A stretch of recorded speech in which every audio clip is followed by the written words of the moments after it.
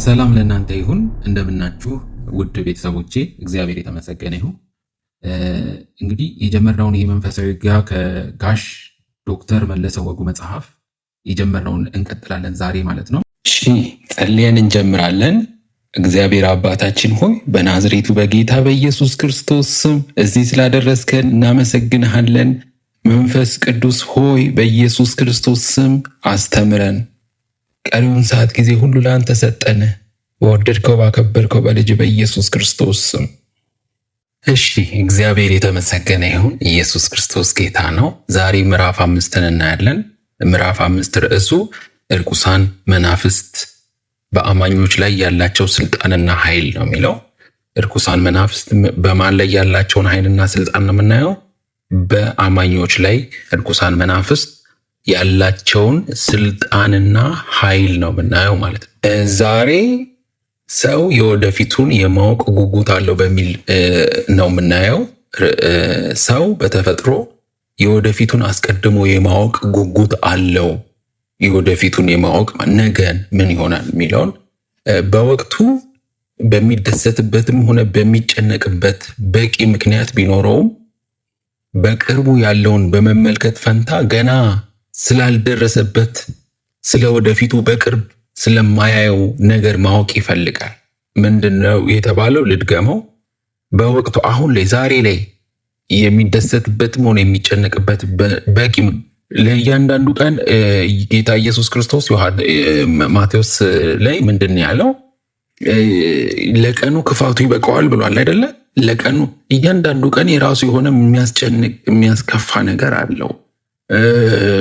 ስለ ነገ በማሰብ አትጨነቁ ብሏል። ነገር ግን የሰው ልጅ በቅርቡ ያለውን በመመልከት ፋንታ የዛሬን ከማየት ይልቅ ስለ ነገ በቅርብ ስለማያየው ማወቅ ይፈልጋል። ምናልባት እኮ የዛሬ ስንት ዓመት የሚያስጨንቀን ወይ ስለ ነገ የሚያስጨንቀን ነገር ላናየው እንችላል። ነገር ግን ስለ ነገ ሁሉም ሰው ይጓጓል። በአንዳንድ ክርስቲያኖች መካከል ይህ ድክመት ጉልህ ሆኖ ይታያል። ክርስቲያን ሆኖ በጌታ ሆኖ ይህ ቃል እኮ ለደቀ መዛሙርቶቹ ሲያስተምር ነው። በተራራው ስብከት ለጌታ ኢየሱስ ክርስቶስ ያንን የተናገረውና በመገለጥ ስለ ወደፊት ማወቅ ስለሚፈልግ የሰው ልጅ የመገለጥ ስጦታ አለው ብለው የሚያምኑት ሰው ብቻ እጁን ጭኖ እንዲጸልይላቸው ይፈልጋሉ። ያ የሚጸልይላቸው ሰው ስለ ነገ እንዲነግራቸው፣ ስለ ቀጥሎ ሊያደርጉት ስላሰቡት ነገር፣ ወደዚህ ሀገር ልሂድ፣ ይህን ስራ ልስራ፣ እንዲህ ላድርግ፣ እከስር ይሆን፣ ወድቅ ይሆን፣ እጠፋ ይሆን፣ እንደዚህ ብሆንስ፣ ቀጥሎ እንደዚህ አስቤያለሁ፣ እንዲህ ባይሳካልኝስ፣ በቃ ይህንን ስለ ነገ የሚነግራቸውን አገልጋይ ነው የሚፈልጉት ብዙ ሰዎች። አማኞች ባልሆኑ ሰዎች መካከል ይህ ፍላጎት የበለጠ ተመሳሳይ ነው። በእርግጥ አማኞች ያልሆኑም ሰዎች ይህ ፍላጎት አላቸው። ለምሳሌ የአሜሪካ ሕዝብ ስለ ወደፊቱ ይነግሩናል ብለው ስለሚያምኗቸው ሳይኪኮች፣ ይሄ ኮከብ ቆጣሪዎች በየዓመት ብዙ ሚሊዮን ብር ነው ወጪ የሚያደርጉባቸው ማለት ነው። እነሱ ጋር ሄደው ብራቸውን ብዙ ያወጣሉ። እኛም በእርግጥ አሁን እኛም ሀገር ክርስቲያኑም ላይ እንደዚህ እየሆነ ነው። ስለ ነገ እንዲነገራችሁ አልጋ ያዙና ይህን ያህል ብር ክፈሉ የሚባል ነገር አለ። በእርግጥ ምክንያቱም እድናለሁ ወይስ እሞታለሁ፣ እንትን ቃል አውጣብኝ፣ በቃ ስለ በኋላ ስለ ነገ ስለ ቀጥሎ ስላለው ነገር በጣም ብዙ ሰው ይጨነቃል። ይህንን ስለ እነዚህ አሜሪካ ውስጥ ያሉ ህዝቦች ብዙ ሰዎች አማኝ ያልሆኑ እንኳን በብዙ ሚሊዮን ብር ነው የሚያወጡት ኮከብ ቆጣሪዎች ጋር ይሄዱ ማለት ነው። ስለ ወደፊቱ ለማወቅ ልዩ ጉጉት ያላቸው በአሁኑ ዘመን የሚኖሩ ሰዎች ብዙ ብቻ ሳይሆኑ ለነገሩ በብሉይ ኪዳን ዘመንም ይኖሩ የነበሩ ሰዎች ይህንን አይነት ፍላጎት እንደነበራቸው በእግዚአብሔር ቃል ውስጥ መረዳት እንችላለን። የእግዚአብሔር ቃል ተናግሯል። በዚህ ጦርነት ላይ ልውጣ፣ ሞት ይሆን አልሞትም፣ እሞታለሁ፣ ይህን ጦርነት አሸንፋለሁ አላሸንፍም የሚል ይሄ ብሉይ ኪዳንም ላይ የነበረ ነው። በዚህ ዘመን ያለ ሰው ብቻ አይደለም። በእርግጥ እግዚአብሔር በፕሮግራሙ ወይንም በእቅዱ ውስጥ ምን እንዳለ ለልጆቹ የሚያሳውቅበት ልዩ ልዩ መንገድ አለው። እግዚአብሔር ያሳውቃል፣ እግዚአብሔርም ይናገራል። የሚናገርበት ልዩ ልዩ መንገድ አለው። ከነዚህ መካከል አንደኛው እና ዋነኛው ቃሉ ነው። ቃሉ እውነተኛ የሆነ ትንቢት የያዘ ስለሆነ ልጆቹ በጥንቃቄ ያንን እንዲመረምሩ ይፈልጋል። እግዚአብሔር በቃሉ ውስጥ ተናግሯል። ይሁን እንጂ አማኞች በእግዚአብሔር ቃል ከተጻፈው ውጪ ሌላ መመሪያ በመፈለጋቸው የተነሳ ለሐሰተኛ ትምህርት በጣም የተጋለጡ ሆነው ይገኛሉ። ምን ይሆናሉ? ብዙ ሰዎች አማኞች በእግዚአብሔር ቃል የተጻፈው እያለላቸው ሌላ መመሪያ በመፈለጋቸው የተነሳ እግዚአብሔር ቃል በደንብ ግልጽ ሆኑ ነገሮችን ትንቢታዊ ነው። በነገራችን ላይ እግዚአብሔር ቃል ትንቢታዊ ነው እና ለሐሰት ትምህርት በጣም የተጋለጡ ይሆናሉ። ከቃሉ ውጪ ቃሉን ወይ ደግሞ አጣሞ በሚነግሯቸው ማለት ነው። ሰይጣንም ይህንን ጉጉታቸውን በመጠቀም በርኩሳን መናፍስቶች አማካኝነት እኛን ለማሳሳት በከፍተኛ ጥረት ከማድረግ አይቦዝንም ማለት ነው። ሁልጊዜ ይተጋል ለማሳሳት አማኞችን ማለት ነው።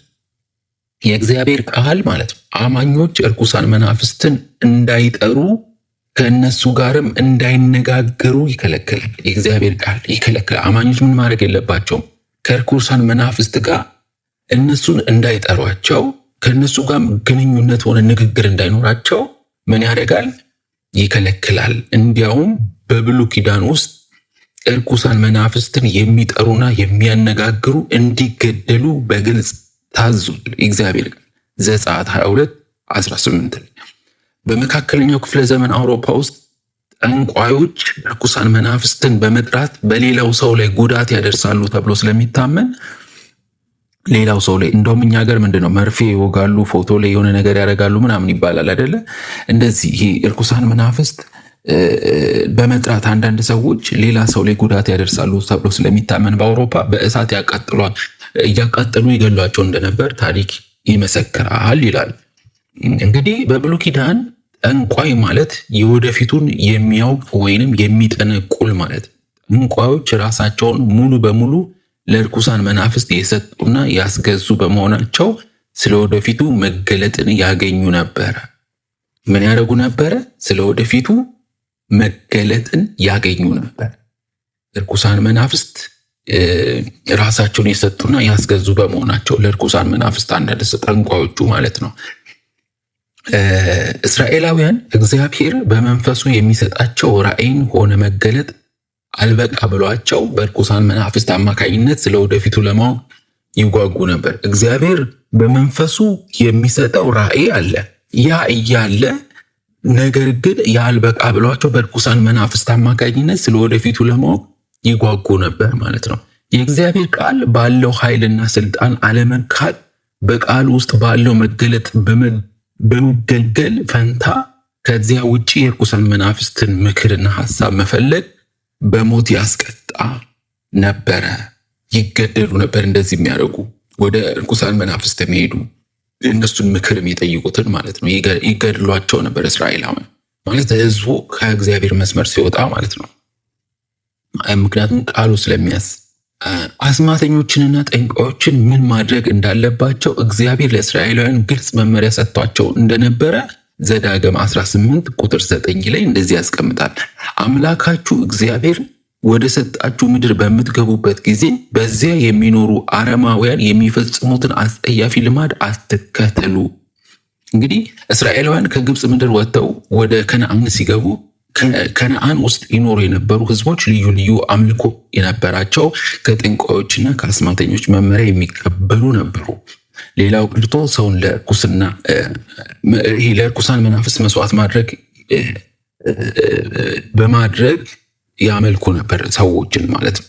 እግዚአብሔር የራሱን መገለጥ ሰጥቶ እየመራ ያመጣቸው እስራኤላውያን ራሱ እግዚአብሔር በመገለጥ በራእይ የመራቸውን እግዚአብሔርን ጣዖት በሚመለክበት በከነዓን ምድር ሲኖሩ እነዚህ አማኝ የተባሉ እስራኤላውያን በአንዳንድ አምልኮች እንዳይሳቡና እንዳይታለሉ ያስጠነቀቃቸው ነበረ። እኛንም እኮ ይሄ እኮ የተጻፈው ለእኛም ትምህርት ነው። በምትኖሩበት አካባቢ እንዳትወሰዱ፣ ልባችሁ እንዳይወሰድ። ለምን? ለሐሰተኞች፣ ለክፎች፣ ለጠንቋዮች እና ለእነዚህ ለክፉ መናፍስት አሰራር ማለት ነው። ዛሬ ታውቃላችሁ ጠንቋይ ነኝ ብሎ በመጋረጃ ሆኖ አይሰራም። አሰራሩን ቀይሮታል። ታውቃላችሁ አይደለ? ለውጦታል። ሁልጊዜ መቼስ በድሮ በሬ አያርስም። እሱም ራሱን ያሻሽላል፣ ይቀያይራል ሲስተሙን ማለት ነው። እግዚአብሔር እንዲህ አለ ዘዳግም 18:10 ላይ ልጆቻችሁን በመሠዊያችሁ ላይ የእሳት መስዋዕት አድርጋችሁ አታሳልፉ። ከወገናችሁም ማንም የሟርትን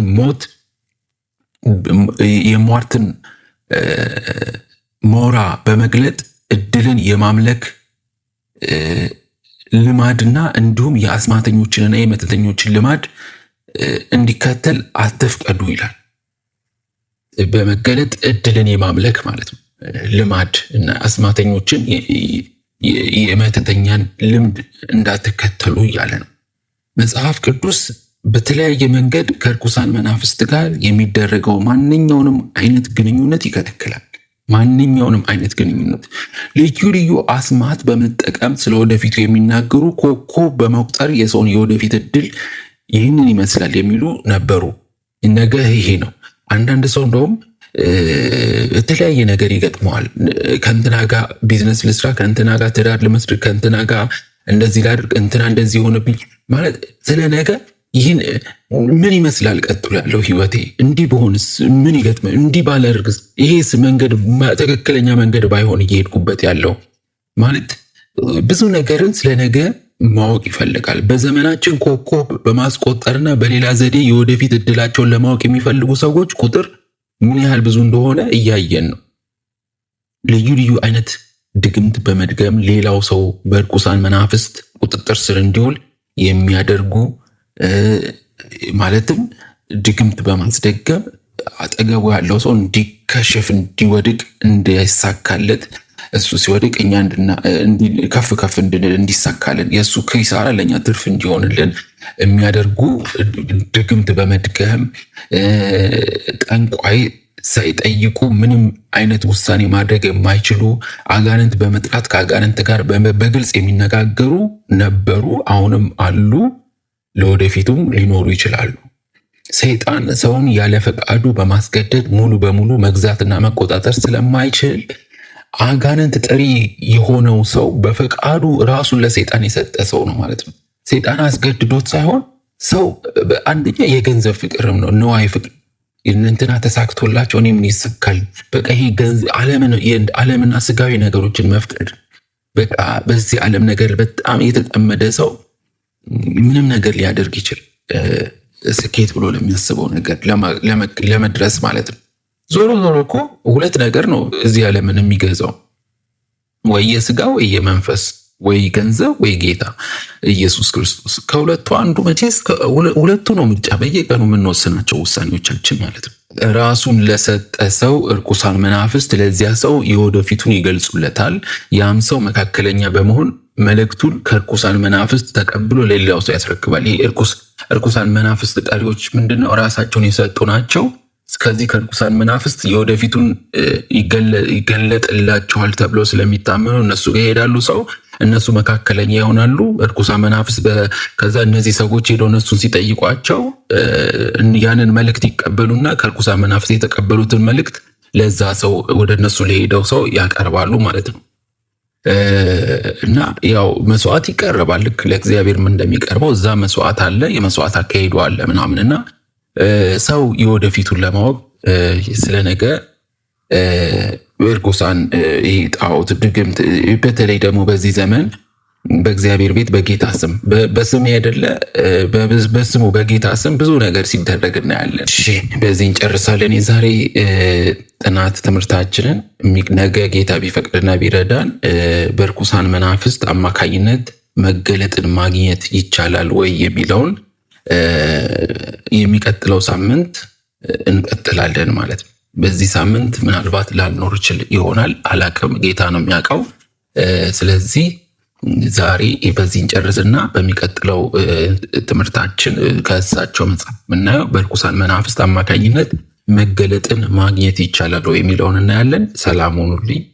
እስከዚህ ድረስ ያደረሰን ጌታ ስሙ የተባረከ ይሁን። የምንኖርበት ዘመን ሰይጣን እንቅስቃሴው እንዴት ነው፣ አሰራሩ እንዴት ነው ብለን በተለይ እኛ ውጊያ አለብን። ሁላችንም ውጊያ ውስጥ ነው ያለነው። እንዲሁ የተኛን ሰዎች አይደለንም፣ ውጊያ ላይ ነው ያለነው። በጣም ነቅተን መንቀሳቀስ ባለብን ሁኔታ እንድንንቀሳቀስ እግዚአብሔር ይህንን ትምህርት እንድንማር እድል ሰጥቶናል። መንፈሳዊ ውጊያ በሚል በዶክተር መለሰ ወጉ እግዚአብሔር ዘመናቸውን፣ ህይወታቸውን፣ ኑሯቸውን፣ ትዳራቸውን፣ ልጆቻቸውን፣ አገልግሎታቸውን፣ ሁሉ ነገራቸውን በጌታ በኢየሱስ ስም እግዚአብሔር ዶክተር መለሰ ወጉን ይባርካቸው፣ ጸጋውን ያብዛላቸው። እናንተም እዚህ ጋር እያዳመጣችሁ ያላችሁ ወንድም እህቶች በጌታ በኢየሱስ ስም እግዚአብሔር ይባርካችሁ፣ ጸጋውን ያብዛላችሁ። ጌታ ከእናንተ ጋር ይሁን። በነገር ሁሉ በኢየሱስ ስም ተባርካችሁ ለበረከቱ ነው። አደራ በጌታ ፍቅር መላችሁ ሰብስክራይብ፣ ሼር፣ ላይክ፣ ኮመንት ብታደርጉ ለብዙዎች ጋር መድረስ ይችላል። ሼር አድርጉት።